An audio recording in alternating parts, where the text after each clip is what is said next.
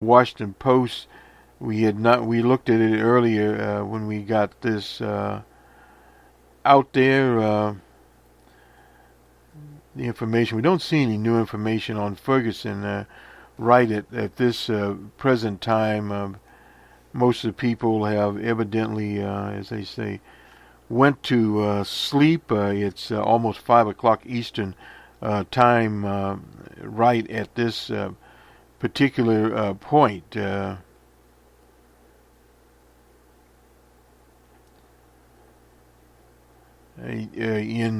time here, I was just looking at some of Julius Caesar's, what was going on there. But the feeds are pretty quiet right now on Ferguson. We looked at Ferguson there. You can go to our Twitter feed, Boston Red, and we'll continue to update you as updates come in. No doubt tomorrow morning, at least by noon, the time in Ferguson, there will be more news conferences where they will be updating you on what is happening in Ferguson, and the governor will no doubt talk about why he sent the National Guard there. The National Guard will probably be there sometime in the morning. My take is they have been planning this for some time, so those units that they're sending there were probably already out there. This on Julius Assad, said he will leave the Ecuadorian embassy in London soon, is what the headline from him is. So we'll see actually what is going to transpire on that particular issue with him. He's been there for a long period of time. This will do it for us. Stay tuned to our Facebook feeds, our other feeds. There, evidently what's happened here, he's developed a potential fatal heart condition is what's happened to Julius Caesar. Has developed, and I'll just do this while I'm here, developed a potential fatal heart condition, a number of other health problems while living in the Ecuadorian embassy there. A chronic lung condition during his long confinement there. It was claimed is unable to seek hospital treatment for his deteriorating health problems for fear of being arrested. So, in other words, they haven't figured out what he's going to do. He's asked the Foreign Office permission to transport Julian to a hospital in a diplomatic car. There's been no response. I guess eventually, as his health deteriorates, he'll just be forced to go. We'll cover this story, and we'll be back more on it later. He goes on to say he hasn't seen his mother for 2 years, his grandmother, who is 87. So there's a number of things going on there, but my guess is the authorities in London will not let him go, and if he goes to that situation, we just don't know. Anyway, we'll get that report to you. That was 22 minutes ago. He was speaking live from the Ecuadorian embassy there, and I was just looking at this. It's from CBS, so I'm not certain at all if they are broadcasting it live or he has. But anyway, nonetheless, we'll get this done later. This does it for us. On to the Face the Nation. A number of people appeared on it today talking about Ferguson, including the governor, Jeremiah Nixon, and I believe Rogers, he's in the House there, Intelligence Committee, former FBI agent, and then a panel, Michael Gershon, who is from St. Louis, is there, and of course Bob Schiffer, and also the new head of the NAACP is on this feed. And then it'll be on to Dr-al-Sharpton. He'll be speaking about unity there in Ferguson, Missouri from there, and also on that program, we don't have it, was M.L. King, Dr. King's oldest son, the third. Good day, or good morning. Well, I know there was some problems after midnight when the curfew went into effect. One man was shot. I believe they've established it was not a policeman who shot him. But do you have any information on how that came about, and is there a suspect on that? Well, first of all, there were thousands of folks out there last night, and when the curfew approached, I think with the colonel of the Highway Patrol and Captain Johnson and others being in that community and being prepared last night, those outsiders, some of the folks that were in there last night, obviously. We thought that last night was better, but as far as the shooting, it was not involving law enforcement last night. It was a private matter, and we'll chase down what happened as the day goes on. Well, do you have things? Do you consider them under control this morning? Well, we feel much better. Obviously, when we saw in the middle part of the week the increased militarization of the police response and the response from the community, I mean, this has been a week in which Michael Brown was shot dead by a police officer in his own hometown. And that has brought out great emotions and appropriate concern. And so when we saw that increased militarization, I made the unique action to put our Highway Patrol and then bring in Captain Johnson on the ground in that community, from that community, to help lead that. That first night was pretty peaceful. The second night went relatively well until very late, and we saw some looting, and that's why I declared a curfew with the request from the local officials. And last night, no property damage of any significant sort, and of the thousands of folks there, certainly there were 7 folks that had to be detained and arrested, but most of those folks, aren't directly from that area. So we're hopeful that we're making progress. I think it's right for people to grieve. I think it's right for people to speak. And it's important that we get justice in this matter. And the dual investigations being done by the local prosecutor and justice will come to their conclusion. Governor, you removed the local police department basically from having anything to do with this situation. How badly did they? What?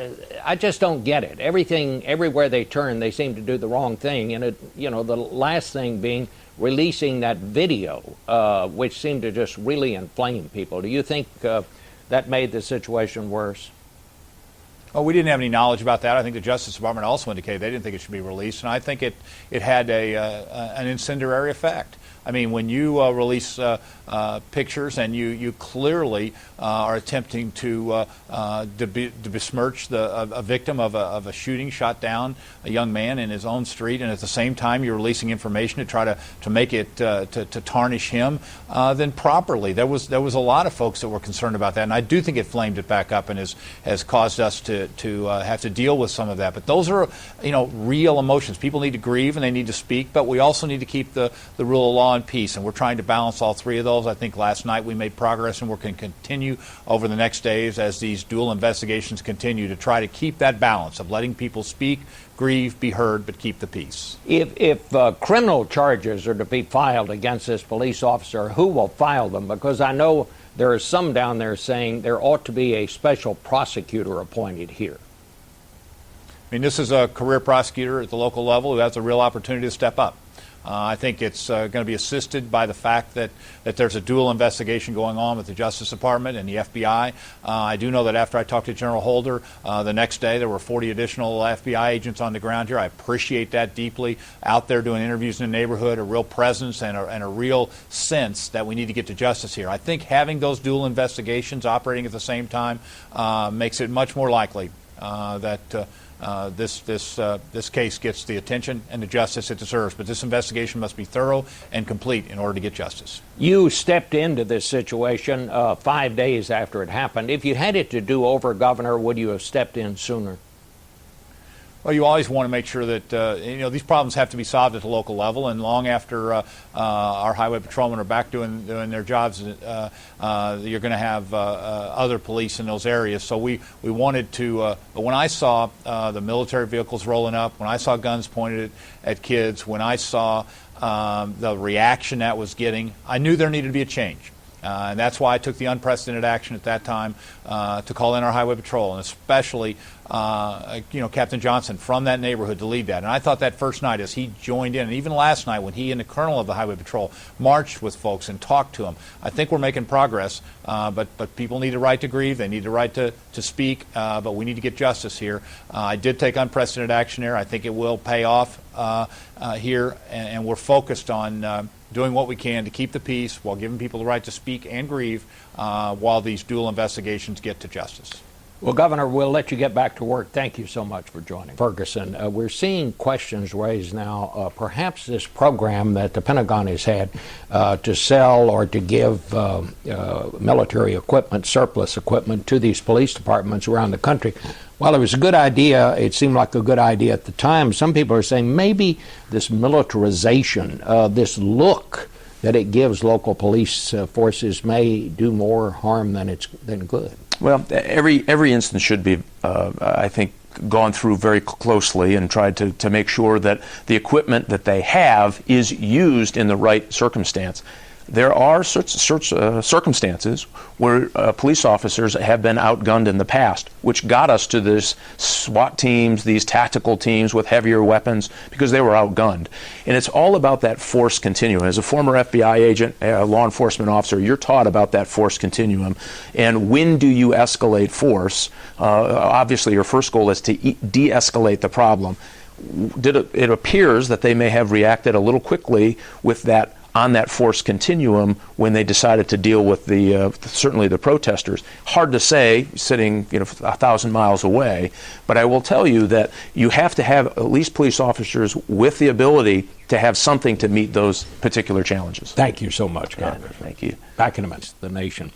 Mr. Brooks, you heard the governor there say that the county prosecutor has a chance, as he said, to step up and do what's right here. Do you think, because, as I said to the governor, some people down there are talking about the need for a special prosecutor here? The county prosecutor does have an opportunity to step up. He should, in fact, step up. The nation, and indeed the entire world, is watching as he carries out his duties. But I believe it's critically important for a prosecutor to be appointed. I think it's critically important for the Justice Department to remain active and engaged, because this county, this municipality, both have a long history of very troubled relationships with the community. And so, as a matter of community credibility, as a matter of credibility with respect to the nation, they need to step up. They need to step up quickly, and they need to be clear, transparent, and accountable with respect to the community.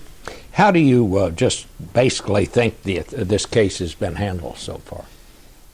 At the local level, it's been, I would liken it to the Keystone Cops, but I don't want to insult the Keystone Cops. It's been very troubled.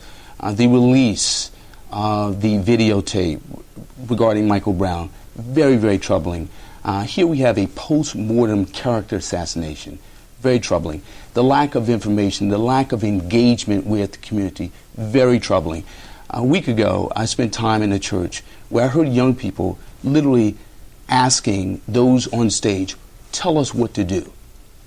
These local prosecutors, local law enforcement have an opportunity to fulfill their oath, to demonstrate that they're serious about protecting and serving. To do that, they need to step up quickly, and do so in a very transparent fashion. Are you glad that the Department of Justice is there? I take it you are. And do you think that will help to see that this thing is handled correctly?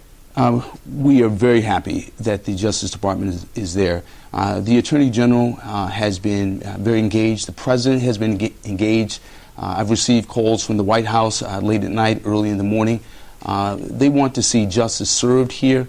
I think it speaks well of the President and the Attorney General that the Justice Department is on the ground. The NAACP has been working with the FBI agents to identify and bring forward witnesses.